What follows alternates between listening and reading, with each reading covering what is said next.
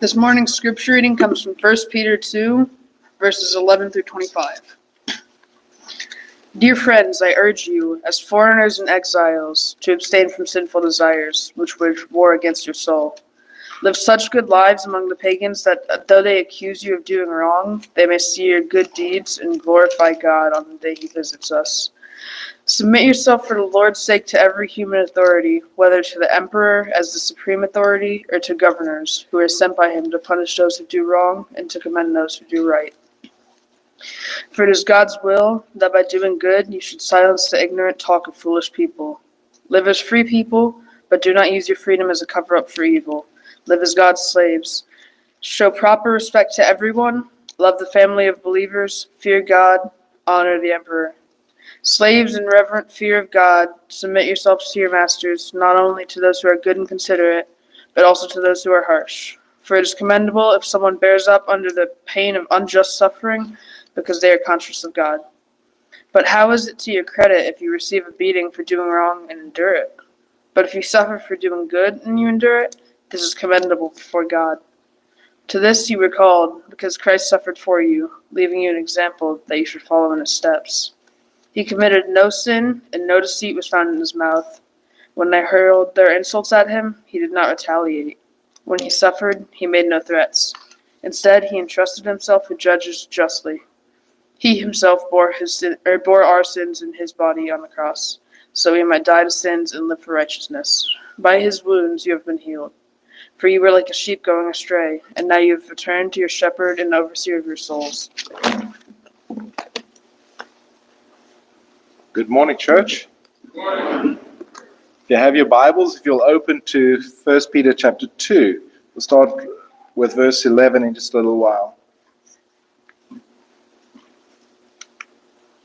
The year is AD 70, and it's in Jerusalem. And if you will, just imagine with me that you can get into the mind of this young lady here and know what's going on in her head. Forever, Jerusalem has been the center of worship. It's been the center of her life, her roots, her traditions, her culture, her religion. Everything is centered in around that temple. And now, the streets of Jerusalem that are normally filled with singing of songs is filled with the crunching of Roman boots as the soldiers walk through the city and destroy everything in sight, including the temple. What do you think she's thinking? How do you think she's feeling? Have you ever felt like you did not belong? Have you ever felt displaced, uprooted, in a world that you didn't grow up in a culture that's not familiar with you or your family for that matter? It's great to have Eric and Stephanie with us today. They found themselves in Romania a while ago, to where they can now speak the romantic language of Romania, right?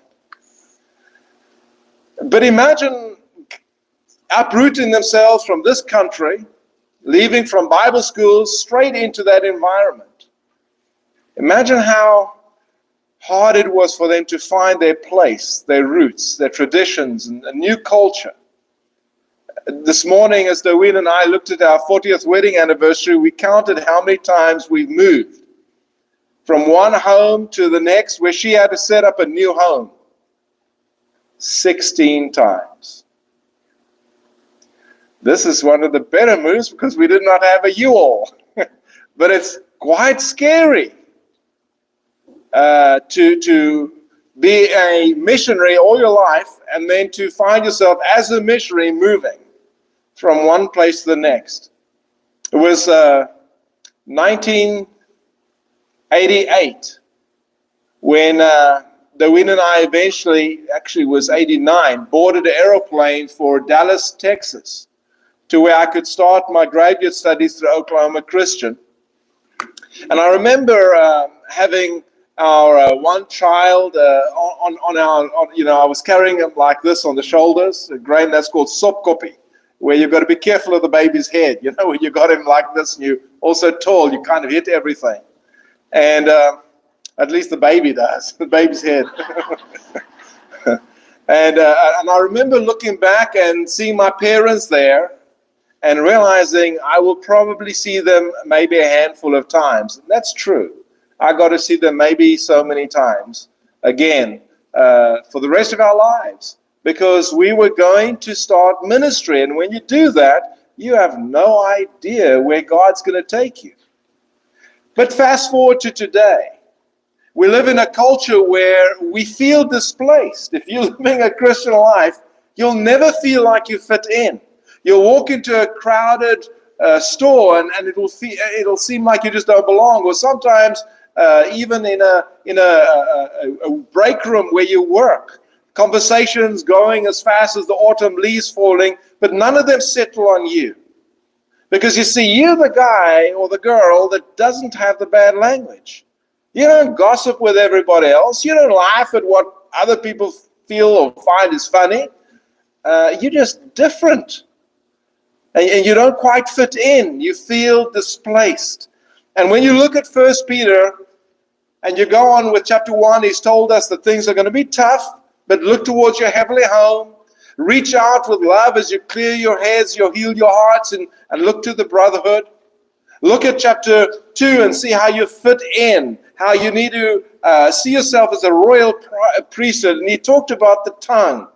Make sure that you don't have maliciousness or deceit or hypocrisy, envy, or slander on your tongues, because these are going to affect the world that you live in. And then he comes more specific to what he was actually trying to get into, as he tells us that we are going to be heaven's citizens, walking here in a world that we just don't kind of feel like we belong. And so the sentence that I have down there is the actual sentence of the lesson: finding true belonging in a displaced world. If you look at the article that I wrote, you'll see that displacement is a big problem in our world, not just for Christians. We just feel like things are wrong. And so what we do is we run 100 miles an hour because we think that's going to sort things out. And when we find, well, that doesn't bring us happiness, then we try other things. We try to get connected. And so we take these cell phones and we are more connected than ever. Right? Just go to a restaurant and watch a family sit down there with maybe 3 children and watch what everybody's doing. You want to guess? They all got their cell phones out. How connected are they? You see what I'm saying? If this world needs anything right now, it needs a family. It needs a place to feel connected. And if we need to find out anything, it's we need to learn to set those phones down. We need to learn to connect with each other. When I came here this morning to prepare for the lesson, before Dale started, I put my cell phone up over there and got it ready to record. So 10:30, I would just hit a button. And you will be amazed at how many times I was feeling for that cell phone. As Dale was teaching, my one hand was going like this, and then the other one started to play the game too. And so, what's wrong with me? You know, I'm typing myself. I'm conditioning myself to need something else, because I think with that thing I'm going to stay connected. When Eric came in and he sent me a text, I was thinking, yeah, no, my phone's not with me. Eric, it was somewhere else. And but yet, what else did I miss during that time? You see, we've got to have it with us, right? Because we might miss out on something, and it's making us displaced. And so what we have to do is sit back and reevaluate the world that we're in. How can we change our culture? I asked a regular visitor to our congregation, what is it about Florence that makes you feel like you fit in? And this person says, when I come in this congregation, everybody comes to me. Everybody talks to me. And when I'm in the entrance hall, I'm surrounded by people, genuine people. Even when I'm on the parking lot, they'll say to me, now you come back here, yeah? Michelle, you do a good job. I'm really... If nobody else is going to do it, Michelle will tell you that you're very welcome, you're very loved, And don't try to shake my hand, because we're gonna hug it out over here. That's what family's about. You get that? That's what family's about. We need to figure this out. So today, as we look at the lesson, there's 3 things I want us to look at. First of all, figure your place out in this congregation. Where do you belong? Then, figure out the path to peace from here till when we reach heaven. What are the do's and the don'ts? What should we be focused on? And then finally, I want us to look at the road that we're going to take as far as opening it up for other people. Are we making sure we're opening it up for other people? Are there enough chairs empty? Is our parking lot open enough? Are we making the entranceways all accessible, and so on? It's just little things that we need to keep looking and making sure. As I've told you, you can pat yourselves on the back. You can be proud of what you're doing right now. I don't want us to lose this, right? I want us to always, always know that God is sending people our way that are feeling displaced. Just one more thing to let you know what this is like. The first Wednesday that we were members at this congregation, Dawid and I left the office over there, and we walked down, and before we left the office, we said, we're not going to know too many people here. We actually said that. We verbalized it. But as we walked down, more and more people made us feel welcome. But there was a couple that had come. It was a mother with 2 children. They older teenage kids. They came here knowing that we would feel displaced. Isn't that crazy? Wanting us to see a face that we're familiar with. Because this is what Christians do, right? And so we need to figure that out as we go into this. So the first thing we want to do, finding a true place of belonging in a displaced world, is finding our place in his story. That's verses 11 to 12. So Peter changes. He calls them beloved, and he begs them, he urges them with these words. Beloved, I urge you, as sojourners and exiles, to abstain from the passions of the flesh that wage war against your soul. So this idea of urging us, this idea of pleading is something that is kind of new here, but as he talked about the tongue and all the problems, now he says, I want to talk to you about your heart. I want to tell you this as a fellow sojourner. The word sojourner is somebody who's always moving, always on a journey, never settling down. So that's who we are in this world as Christians. We don't settle down. We don't feel like we belong. We're just a passing through. We're going somewhere. The moment we settle down, we might look up and we might see the temple of Jerusalem burning. And we might say, this is the worst day of my life. Not knowing that this was God's plan all along. When Jesus left in Acts chapter 1 verse 8, he said that we would take the gospel from Jerusalem to the uttermost parts of the world. Mentions 3 places. Then in Acts chapter 8 verse 1 with Paul, Saul of Tarsus persecuting the church, you find the dispersion happen. You find Jerusalem's temple burning. And Christians all over the place are dispersing. They are diasporae, the dispersion. They are sowing the seeds of the word wherever they go. That's what we do, church. We don't grow comfortable. We sow the seeds of the word. Like sojourners and exiles. They used to be citizens of Jerusalem. They're no longer citizens of Jerusalem. You used to be citizens of this country. You're no longer citizens of this country. You've got a different citizenship. Your affiliation is not the Republican Party or the Democrat Party in America. Your citizenship is first and foremost in heaven. And because of that, if you want to find your place in the church, abstain from the passions of the flesh that wage war. This wage war is the English word for strategy. There is a strategy going on over here. The devil has got a strategy, and he's not just comfortable with sitting back. He wants to cause trouble in your life. And he's doing it at the level of your soul. Wage war. So what is it that your soul struggles with? Where is the war going on in your life? And that's what you've got to figure out.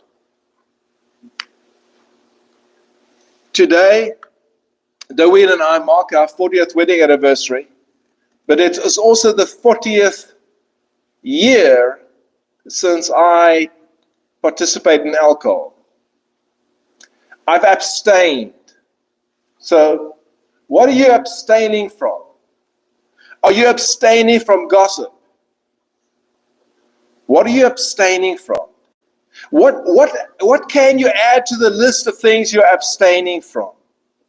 You see, anything that wages war against your soul, right, you should abstain from. So figure it out and add it to the list. Maybe you can say, next year, I'm celebrating now my 1 year of abstaining from being mean-spirited, or whatever it is. But we've got to look at those things that keep pulling us back. I was talking to a man not too long ago that was convinced a significant person in his life had done something that this person had not done. Could not get that thought out of the head. And I know that is the one thing that person has to start abstaining from, or they will never find a place to belong in a church like this. I taught a man, I was listening to a man who was one of the best Bible teachers I've ever heard. Just the kindest, most gentlest, nicest person that you can imagine. But somebody who was in prison had done something to his granddaughter.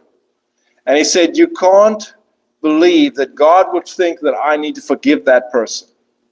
You cannot ask me to do that. I knew what he needed to learn to abstain from, but it doesn't matter if I know it, right? It doesn't matter if I know anything. Yeah, you need to go into your heart. You need to say, what is the one thing I need to abstain from? Because it's waging war against your soul. Keep your conduct among the Gentiles honorable, so that when they speak against you as evildoers, not if, they're going to. If you're a Christian in Jerusalem in AD 70, you're a cannibalist because you eat and drink the blood of Jesus. You call everybody brothers and sisters, so you can imagine what else they're calling you there. You burn, by the way. You are the responsible for burning down the temple of Jerusalem. And when Rome burned out, it was the Christians who were blamed. You are spoken about as evildoers. Probably not to your face, but behind your back, lots of people are going to say, that person is just weird. There's something off with that person. Don't know what it is. Trying to figure it out. They're going to speak against you as evildoers. And when it says conduct among the Gentiles, these are people who are not Christians. Anybody who's not a Christian is going to speak against you as evildoers. So what should we do? You want to find your place in the church? Then live the golden rule. Live the golden rule. You're going to see doing good to others is going to be a theme in the next few verses here.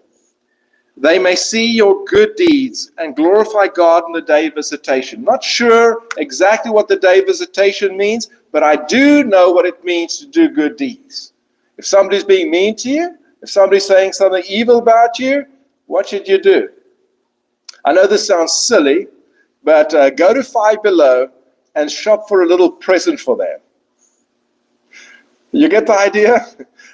If you're a little bit cheap, go to Dollar General and shop for a present for them. But go out of your way to think, how can I bless this person? It's easy to write out a check and buy a big something, whatever. But when you really have to think, with a limited budget, what can I do? You kind of get the idea of what he's asking you to do. I want you not to think about vengeance. I want you to think about blessing. So he says the way you're going to fit into the Lord's church is, number one, abstain from these things. Number two, he says, think about things that are going to bring you comfort. So listen carefully to what Peter's saying. When people speak to you as evildoers during the first century, during a time that they say you burned down Rome, you burned down the temple, people want to kill you. So you're moving from a state of extreme anxiety to a state of extreme security. And how are you doing it? By being nice. And when you finish being nice, be nice again. Not because other people are nice, but because you're nice. And you can say be kind, you can say be courteous, you put whatever adjective you want to put in there. But we as Christians are not asked to be vengeful. We're asked to always be nice. So here is a young man. He is Daniel, and he finds himself, along with Shadrach, Meshach, and Abednego, in a strange culture. And he doesn't fight that strange culture. He looks at who he is and who God has created him to be, and in a very nice way, he asks, he appeals to not eat food that is not kosher. In other words, he doesn't know where the meat comes from, but he knows where the vegetables come from. When we were in Nairobi, Kenya, missionaries were vacation missionaries. These are people who just come like for 2 weeks or 3 weeks to do like a mission trip. When they would arrive there, they'd want to fit in as soon as they could. And so they would say, we're going to eat where everybody eats. And David and I would all immediately say, that's really not a good idea. Because their stomachs are not ready for the food that we've learned to eat over those years. And every now and then they would insist and come across one of the permanent missionaries who was not very nice. And we would say, yeah, sure, I'll take you somewhere, and you can go eat where I eat, where all the poor people eat. And that would be the end of the trip. They would be stuck in a hotel room with a thing called amoeba dysentery, and if they don't go see a doctor while they're there, they could die. It's pretty bad. So here's a guy who obviously is eating food that's now contaminated, and they're not doing well. It's not good for them. It's not healthy for them. Even if you're eating just beef, but the beef was on the same cutting board as pork, that might have one of those little measles things behind the pig's ears, and the meat is now contaminated, a young Jewish boy would get very, very sick from that because he's not used to eating that. So immediately their weight goes up, their eyes light up, they're doing really well, and by not being obnoxious, but just knowing who they were and whose they were, things turn out okay. So that's what I want to ask you in this first point. Find your place in the Florence church. Find your place in God, in what He says is important. Walk away from the world. Walk away from the things that are waging war against your soul. Start doing good.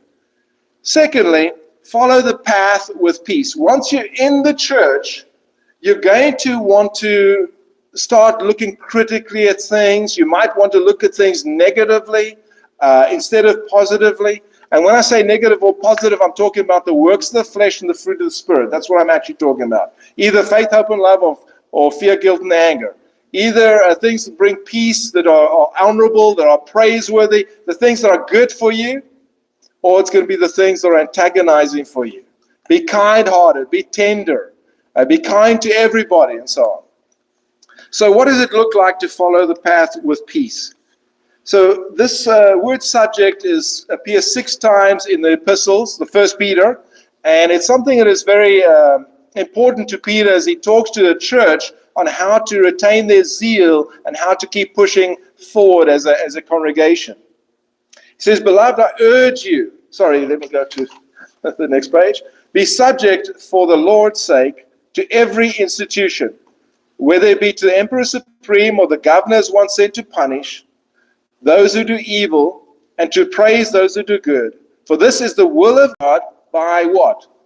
Golden rule. See it? There it comes again. That by doing good, you should put to silence the ignorance and the foolish talk of these foolish people. Why? Because they're saying things about you that's just not true. They're trying to make you feel ashamed of who you are. So if I had to ask those of you, and please don't respond to this question, if I had to ask those of you who voted Democrat, If you were proud of voting Democrat, what would you say? If I had to ask those of you who voted Republican, if you were proud of voting Republican, what would you say? Now, this is on a political level, and you know some of you would back off. Well, when it comes to religion, multiply that, I don't know, by 100, especially in an environment where Christianity is frowned upon. You don't want to talk up and tell people, I'm a Christian, this is what I believe in. So we want to talk with the world, and so we get into these antagonistic thoughts. And he's saying we need to not do that type of thing. Rather do good things. Verse 16. Live as people who are free, not using your freedom as a cover-up for evil, but living as servants of God. Honor the people you like. Correct? What does it say? Honor who? Honor my select group? No, honor everyone. What should we do with the brotherhood? This is the only time this word appears here. It's a very important word because it appears here one time, but he's getting this idea, you're part of a brotherhood. Love everyone. Fear God. Have a problem with the person who's in charge? Did Jesus have a problem with Pilate? Or did he submit to what Pilate was doing? He submitted, right? But he said your authority didn't come from you. You know, God gave you this authority. But if Jesus could do it, what about us? Nero, one of the worst emperors in the world, as far as Christianity is concerned. And he says, I want you to honor the emperor. Why? Why is he saying that? Because he's telling you as a Christian, find the path of peace. You can find in this world things you don't agree with. It's very easy to find things we don't agree with. Rather have the fruit of the Spirit. Have peace, joy, contentment in your heart. Look at the world with positive emotions. You've got one of two emotions flowing in you right now. You're either filled with appreciation or you're filled with frustration. Which one? If you tell me which one, I'll tell you if it's the works of the flesh or the fruit of the Spirit. You have to choose. I know what the one's going to do. I know the one's going to give you endorphins in your mind. It's going to, your immune system's going to be up. You're going to be so healthy. But the other one is going to stress you out. It's going to fill you with cortisol, and your immune system will be down. You'll be vulnerable to everything. So how are you living your life right now? Follow the path of peace. You don't have to take control. One of the greatest stories in the Bible when it comes with the desire to take control is with Moses at the banks of the Red Sea. He's got the enemy coming in behind him. He's got the people around him saying, you need to save us. Why did you bring us here? And he's got God who's saying to Moses, stand still and watch me, watch what I'm going to do. And so he takes that staff, not for control, but for submission. And he touches that sea. And God takes over. Moses didn't part the water, in case you thought he did. God parted the water. Moses just submitted. The one time that Moses did not submit, that he took that stick and he did something with it, that's the reason he didn't go into the promised land. When they were about to cross the Jordan, he didn't go with. And so find the path of peace, even though it's going to be scary, even though you're going to want to take control, and try to survive or whatever is happening in your life at that moment. And then lastly, if you find your place here at Florence and you're following the path to peace, then open up for other people. Make room for other people. Don't worry if you come to your favorite chair and you're displaced because some stranger is sitting in your favorite chair. In fact, you should invite them to sit with you. Be one of these people that likes to open the front door and welcome people before they can even hit the front door of the building. Make sure that they know this is a home, this is a family. Just be a family and they'll see it. That's about as easy as what it is. Keep making place for people who are displaced. So before we go into this point, are you in agreement with me that this world feels displaced? Are you in agreement with me? This world is looking for home. Are you in agreement with me that Christianity has gone down, and that's where people used to find homes? Now they don't know where to go. They don't know where they belong. They're looking for this family. They just need to know about it. They just need you to tell them about this family that you found, how wonderful it is, that you would love for them to be your special guest. So let's look at how we do this. Forming places of belonging, verses 18 through 25. I'm just going to touch on the 3 verses over here. Verse 18, verse 21, and also verse 23. But I've got the rest for context. And you can see this idea here. And as before we go into this, let me just show you what you're going to see. This is 1 Peter chapter 2. The verses we're in right now, that's Isaiah 53. There's six passages here that talks about Jesus being the suffering servant. 6 passages that tell you Jesus made a place for you. There was never, ever somebody as displaced as Christ. God, leaving his heavenly home, becoming the monogenes, the only begotten of God. I mean, do you think anybody's ever been that displaced? Do you think anybody will be that displaced ever?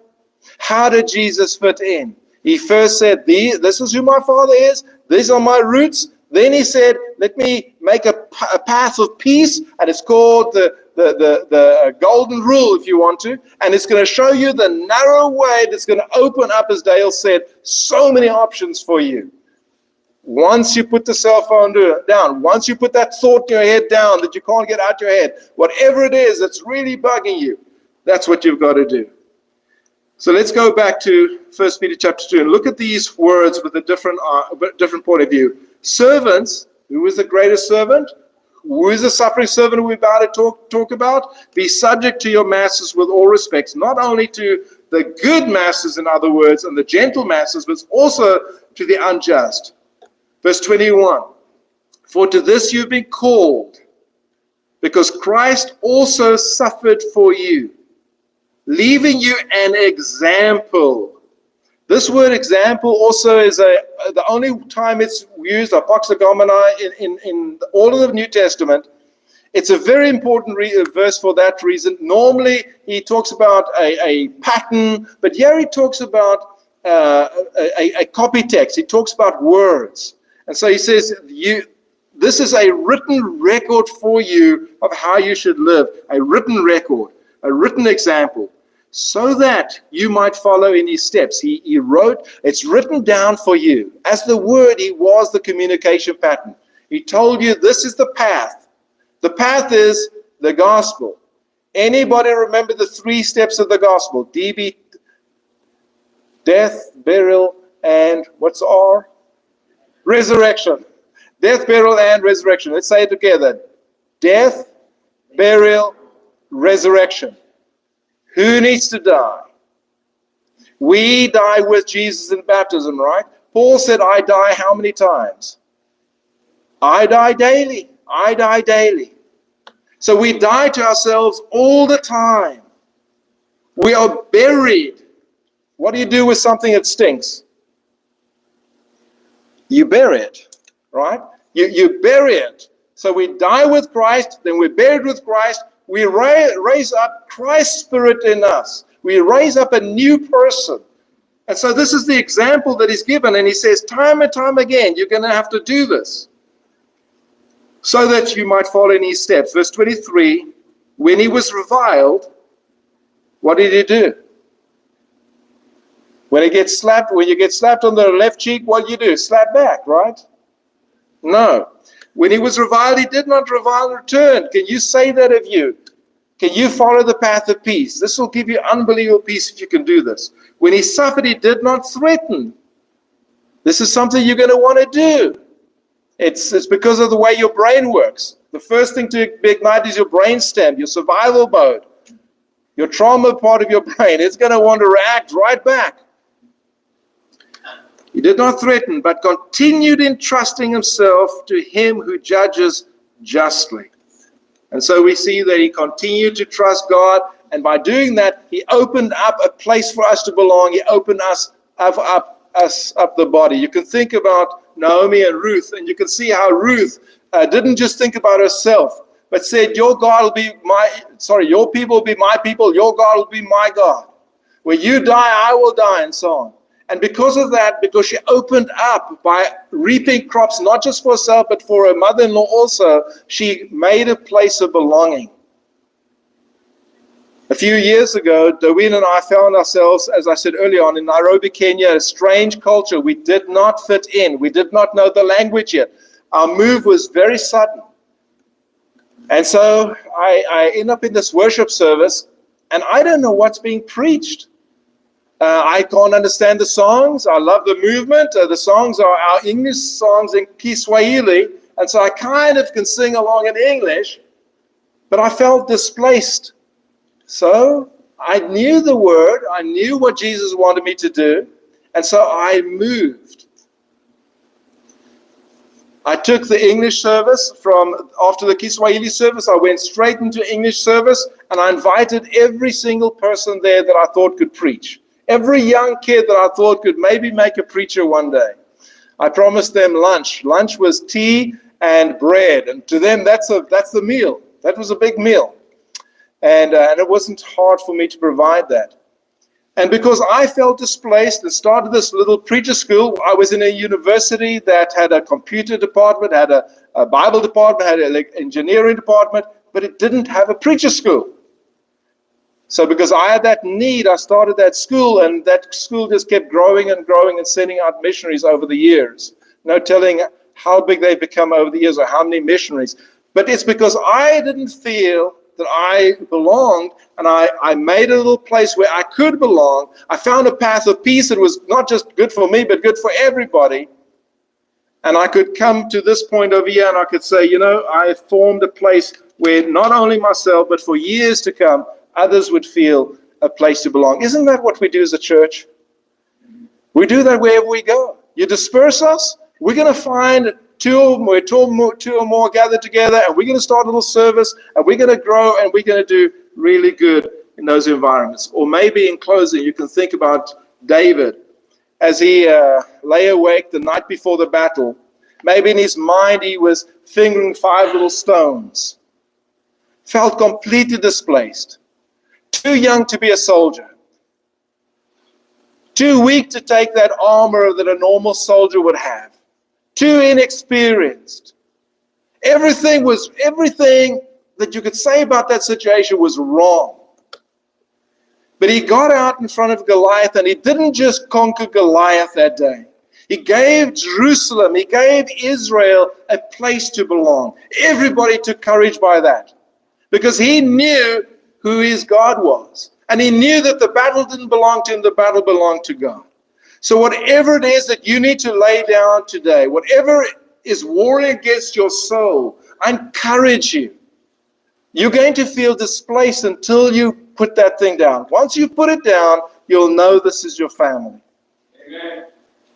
So the invitation today is the gospel, the death, burial, and resurrection. The invitation is to come forward to be born again by the waters of the Spirit. But the invitation is also for your sanity, for your mental health, for your wellness, to find this family that loves you so much. If you don't feel like you belong, please come forward. Accept this invitation right now by coming forward as together we stand and sing.